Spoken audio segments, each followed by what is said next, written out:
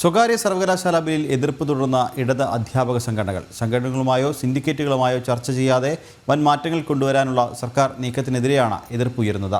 എതിർപ്പുകളെ മെരുക്കാൻ CPM സംസ്ഥാന secretary MV Govindan ശ്രമം നടത്തുന്നുണ്ടെങ്കിലും ഫലമുണ്ടാകുന്നില്ല.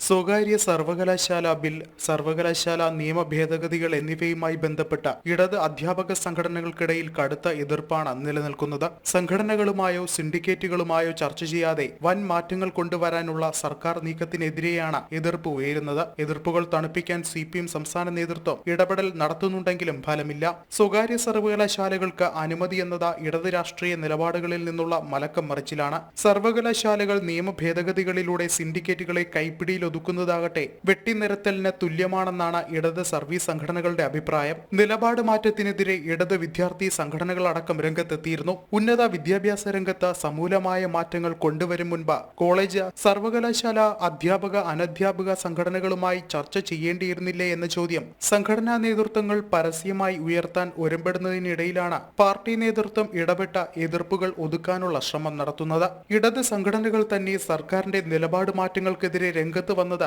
പ്രതിപക്ഷവും ആയുധമാക്കിയേക്കും. ജനം, തിരുവനന്തപുരം.